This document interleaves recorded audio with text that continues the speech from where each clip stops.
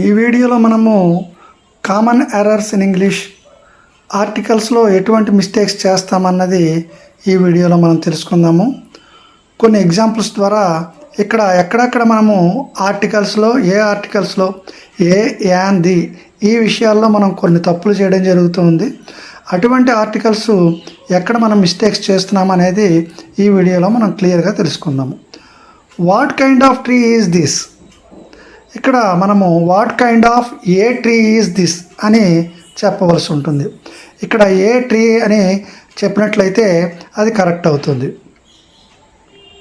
ఏదైనా మనము ఒక ప్రాపర్ నౌన్ ఉపయోగించేటప్పుడు లేదా కామన్ నౌన్ ఉపయోగించేటప్పుడు ఏదైనా మనం ఒక కామన్ నౌన్ ఉపయోగించేటప్పుడు తప్పనిసరిగా ఏ అనే ఆర్టికల్ను ఉపయోగించవలసి ఉంటుంది.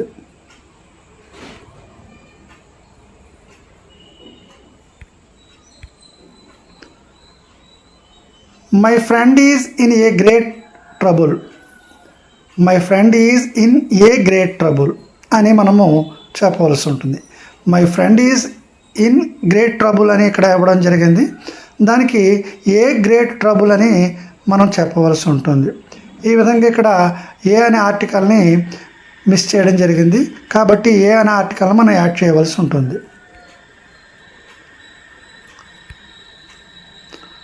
I have a good news for you.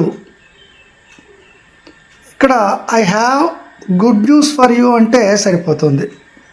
ఇక్కడ ఏ అనే ఆర్టికల్లో అవసరం లేదు. ఇది ఒమిషన్ ఆఫ్ ఆర్టికల్ కింద చెప్పడం జరుగుతుంది. He is Daniel in judgement.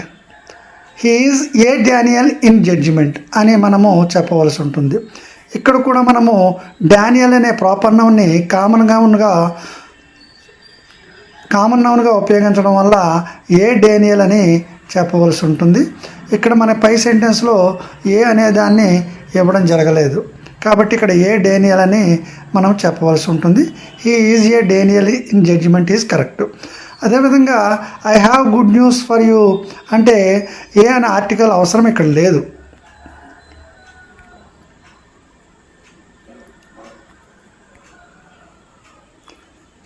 There is no place in the hall. దీన్ని there is no room in the hall అని చెప్పవలసి ఉంటుంది. ఇక్కడ ఎటువంటి ఆర్టికల్ అవసరం లేదు. It was tough decision to make. It was a tough decision to make అని చెప్పవలసి ఉంటుంది. ఇక్కడ ఏ అనే ఆర్టికల్ అవసరము. పైన ఉన్న సెంటెన్స్లో ఏ అనే ఆర్టికల్ మిస్ అయింది. ఇక్కడ మనం ఏ అనే ఆర్టికల్ చెప్పవలసి ఉంది.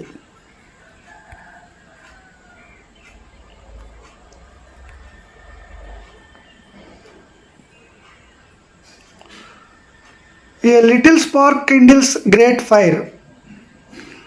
దీన్ని మనము a little spark kindles a great ఫైర్గా చెప్పవలసి ఉంటుంది. ఏ అనే ఆర్టికల్ ఇక్కడ అవసరం ఉంది కాబట్టి ఆర్టికల్ ఏ ఉపయోగించాలి.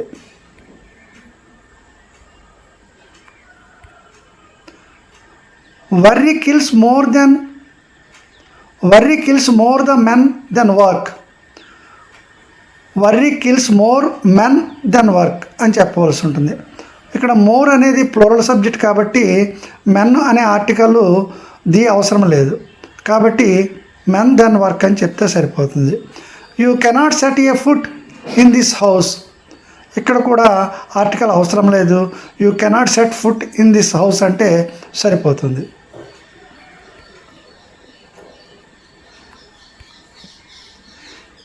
He sent a word that he would come. దాన్ని he sent word that he would come అని చెప్తే సరిపోతుంది.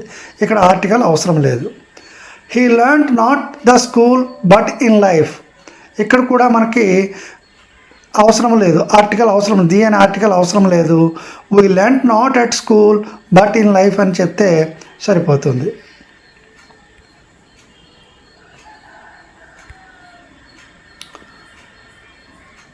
I have read the Shakespeare king Lear. ఈ సెంటెన్స్ని మనము ఏ విధంగా చెప్పాలి? It is not good to go to the bed.